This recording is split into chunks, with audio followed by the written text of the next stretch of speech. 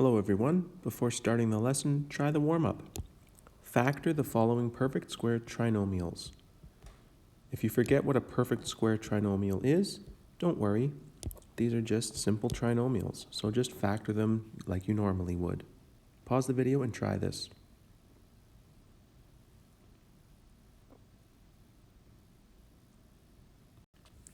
So for the first one, it's a simple trinomial. I need two numbers that multiply to 9 and add to 6. So if I list out my options, 3 and 3 is the pair that works. So plus 3. All right, but I'm multiplying the same thing by itself, so that means I can simplify it like this, x plus 3 squared. Similar for the next one. Multiplies to positive 25, adds to negative 10. So my numbers are minus 5 and minus 5. So x minus 5 times x minus 5, or x minus 5 squared. We're going to use this later in the lesson to change to vertex form. So we've been talking about how there are three different forms of an equation for a quadratic function: standard form, factored form, and vertex form. And we can manipulate the equations to turn one form into the other. We're going to do something called completing the square. So we're going to complete the square to turn standard form into vertex form. So I'm going to teach you what this means to complete the square and how we can use that to find the vertex form of an equation. So here's the chart that we can use to help us figure out what to do and how to change from one form to another. If we're changing from vertex form or factored form into standard form, we expand and simplify. If we want to find the factored form, we start with standard form and factor, and we have the factored form. But if we want to get the vertex form, we need the standard form and complete the square to turn it into vertex form. If you wanted to turn factored form into vertex form, you would have to expand and simplify, and then complete the square. And this chart is on your help sheet for the unit, so you can reference it as you go. Now in the warm-up, you had this expression in standard form, and you factored it, and it turned into this, the factored form. However, notice, this also looks like vertex form. In the vertex form, we have brackets squared. So what I want you to know, and this is a key idea, is that if we factor a perfect square trinomial, like in the warm-up, it looks like vertex form. So here's a perfect square trinomial. When you factored it, yes, you factored it, but it looked like vertex form with brackets squared. This is a key idea that we're going to come back to as we go through this lesson. So first off, how do you know if it is a perfect square trinomial? Well, I'm only talking about simple trinomials right now, where the a value is 1. But if you do this, find the middle term and divide it by 2. Find half of it. In this case, half of 6 is 3. Now square it. 3 squared is 9. It gets you the final constant in the expression. This was also a perfect square trinomial. How do we know it is? Well, half of this number is minus 5. Square it, we get 25. So if you have a perfect square trinomial, half of this squared will be this. And once you know that it's a perfect square trinomial, you can factor it and it will look like vertex form. So the process of completing the square is turning standard form into vertex form. What we're going to do is we're going to manipulate the standard form so that it has a perfect square trinomial. Then we factor the perfect square trinomial and simplify. The result is the vertex form. Remember, when you factor a perfect square trinomial, it looks like vertex form in that you have brackets squared, and we just need to manipulate our equations so that we have a perfect square trinomial first. So I'm going to show you how to do this. We're going to change the equation to vertex form. I'm starting with the standard form. Now this is not a perfect square trinomial because half of 6 is 3, square it is 9, not 8. That's how I know this is not a perfect square trinomial. So what I'm going to do is I'm going to group the terms containing x. What I mean is x squared and 6x both have an x. 8 does not have an x. I'm going to group the two terms that do have an x in them. Now I'm going to make a perfect square trinomial. Remember, half of 6 is 3, square that, it's 9. This is a perfect square trinomial. If I factor this, it will look like the vertex form. Now hang on a second. I just changed the equation. I inserted this 9 into the equation. It's no longer the same equation. I can't do that. So I have to take that 9 away so that overall I haven't actually changed the equation. So big picture, let's recap what we did. We grouped the terms containing an x and we made a perfect square trinomial. But we didn't actually change the equation because whatever we added, we immediately took away. I haven't changed the equation overall, but now I have a perfect square trinomial. I factor the perfect square trinomial next. So remember, in a perfect square trinomial, in the factor, that number right here is going to be half of this. It always works out that way. X plus 3 squared is the same as x squared plus 6x plus 9. Now this minus 9 is still there, so I have to keep it in the equation. I haven't gotten rid of it. So my next step is to expand and simplify. And when I do that, I've got minus 9 plus 8 as like terms. They equal minus 1. Now look what we have. Vertex form. We did it. So remember what we do. We group the terms containing x. We make a perfect square trinomial. How do I know what number goes here? Well, half of this squared. Half of 6 is 3, square it, it's 9. Once you factor the perfect square trinomial, you have brackets squared. Now we just expand and simplify to turn it into vertex form. And now it's your turn. Change this equation to vertex form. Follow the same process as I showed in the previous example and try this one on your own. So pause the video and see how you do.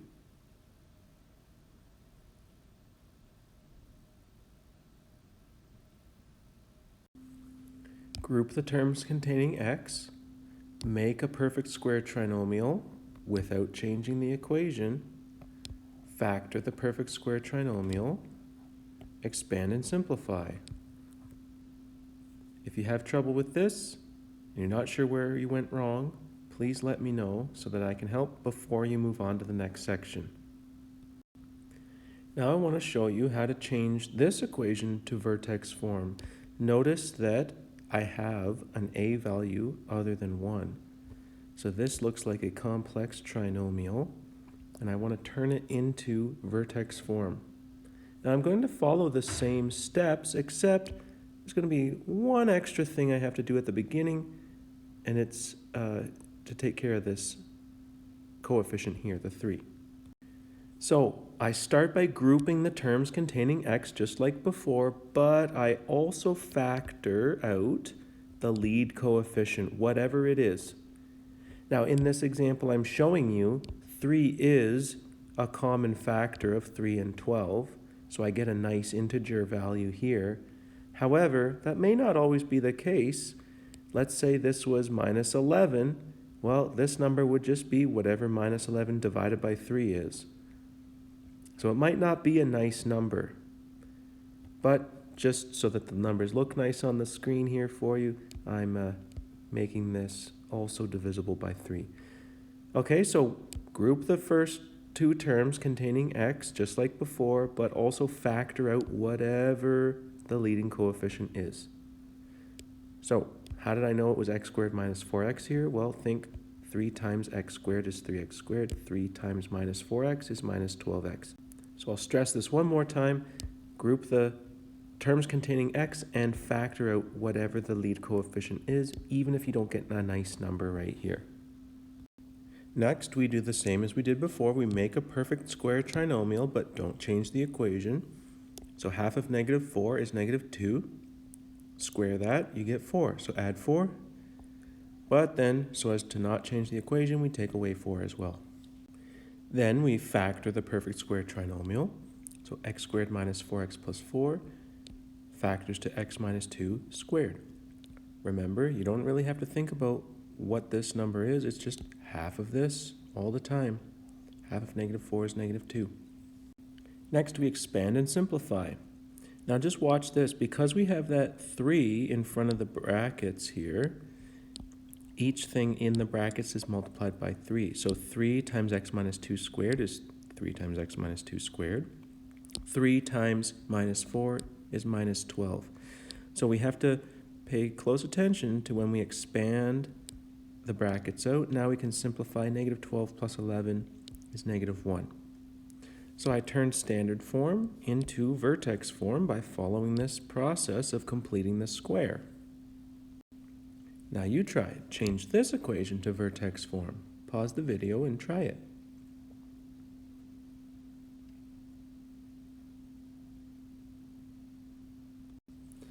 Group the first two terms containing x and factor out 2. We end up with this. Half of -6 is -3 squared. That, it's 9, so we add 9 and take it away. Now we have a perfect square trinomial that we factor. Then we expand to get this, and we simplify our like terms, and now we have the vertex form. Again, if you struggled with this, if you're finding that you have some issues with it and you're not sure what to do, you should pause the video and ask for some help before you move on. I just want to show you here that you have to watch out if you have a negative sign in your lead coefficient. When I factor out the -2, just watch that you also change the signs inside. 3 divided by -2 is -1.5. So here's an example where we're following the process of completing the square, but we're not getting a really nice number here. It's going to be a little messier.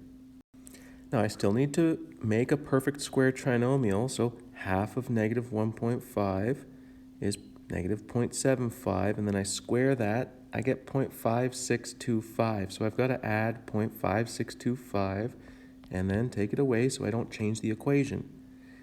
This right here is a perfect square trinomial. It just has numbers that you usually don't really like to work with. But I can factor it the same. Half of -1.5 is -0.75. So this perfect square trinomial factors to this. And when I expand out the brackets, I get this. Be careful, -2 times -0.5625 is positive 1.125. Now I have like terms, so I simplify them by adding them together.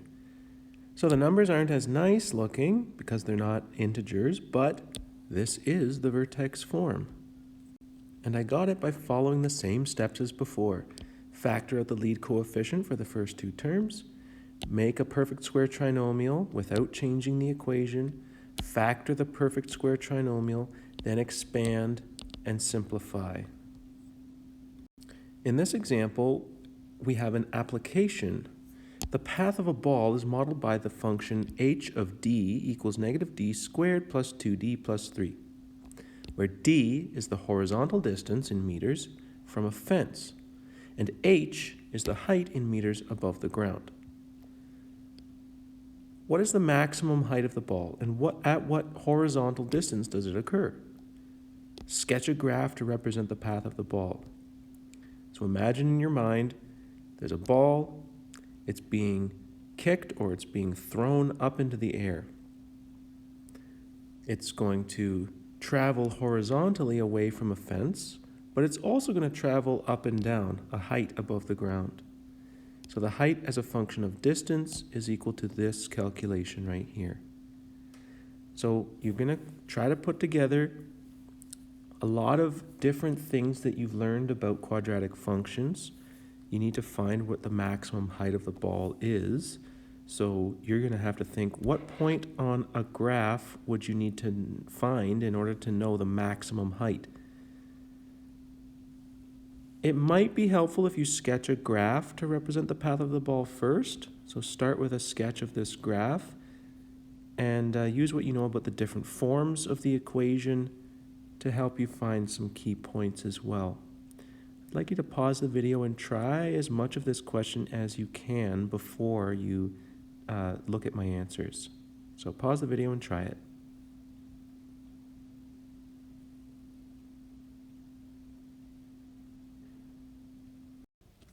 To find the maximum height, we need to find the vertex. Well, we just walked through how to find the vertex form of the equation, so that's what I did. I took this standard form and I completed the square to find the vertex form. And just remember, the numbers in the vertex form tell me coordinates of the vertex on the graph. So I can interpret this to mean that when the ball was 1 meter away from the fence, it was 4 meters high. And that's the vertex, that's the highest point on the curve, so that means the maximum height is 4 meters when it is 1 meter away from the fence. And here's my sketch of the graph. I knew where the vertex was. Because my a value is negative, I know the graph is opening down.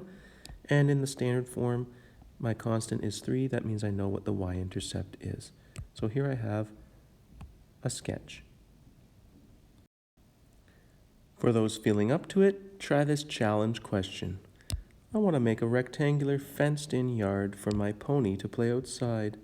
The yard will be against the barn. I only have enough money to buy 20 meters of fencing. What dimensions would give the maximum area for my pony to use? What is the maximum area of the yard?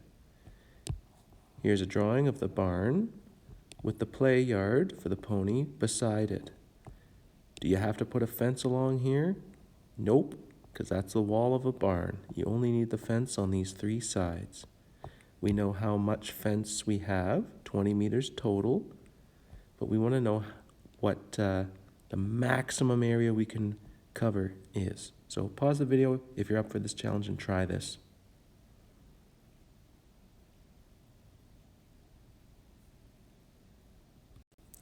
I don't know how wide this play yard is, so I'm going to call it X.